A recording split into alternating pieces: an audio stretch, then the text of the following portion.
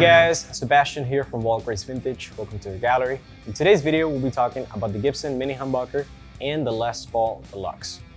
So the Mini-Humbucker is one of those pickups that you really don't see it very often, particularly because they made their way into Gibson in the 70s, which is also associated to the Norling era, which as far as reputation, they don't have the best, or at least compared to the ones that I built in the 50s. But these are some of the best sounding pickups that Gibson ever built. The first time that we see these pickups are on the Epiphone Sheraton that came out in 1959.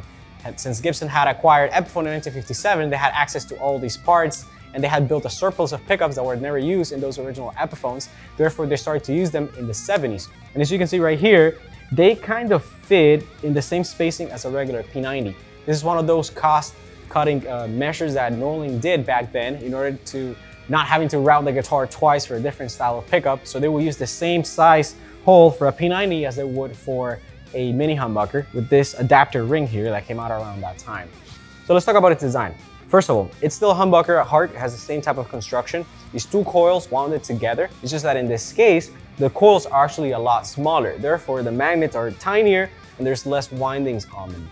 So what happens when you do that is that the amount of iron that you're putting inside of the pickup affects the inductance of the pickup. And when you have less iron, basically you have a little bit less output, and because of that lower inductance, you're gonna have a tone that is a little bit brighter and not as heavy on the bass. And when compared to an original humbucker, you notice a big difference in the sound, especially for example in the neck pickup. You're gonna notice how it's a much tighter sound, and I really prefer the sound of these pickups in the neck position for that reason particularly.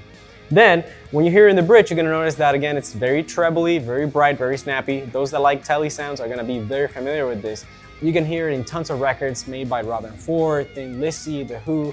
How they have a sound that is very unique on their own and very special. So the guitar that I'm holding right now is a 1971 Les Paul Deluxe, and this is a prime example of the type of instruments that will come in with these pickups. These are not as well regarded as the 1950s Gibson, but that doesn't take away from the fact that they're amazing sounding guitars. And I think that what happens with most 70s Gibsons is that they tend to be kind of hit or miss. Some of them are especially heavy and the construction are not the best, but when you find the right one that has the right weight and feels good, they can be incredible guitars. And this one I think is one of them. The weight, first of all, is really nice. It sits on 9.5 pounds, which is pretty acceptable for a Les Paul. The neck is super comfortable, and most importantly, it just sounds amazing. Especially this neck pickup is just to die for. It's got so much tone to it, and I think it really doesn't have anything to envy on an original 50s Les Paul.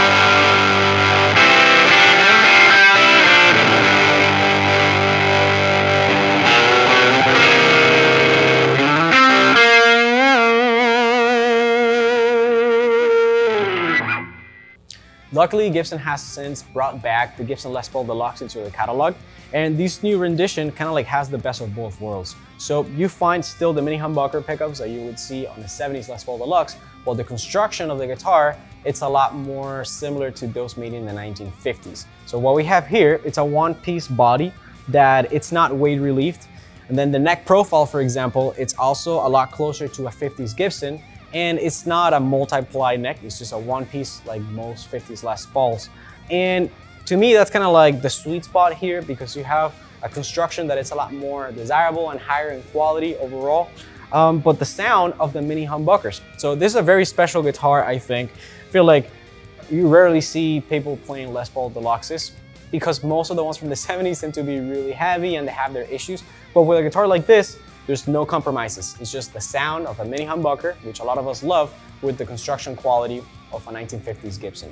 So now let's talk about the amp that we'll be using. This is a Milkman 15, and it's closer to a Princeton as far as design, but it comes in with a 12-inch speaker.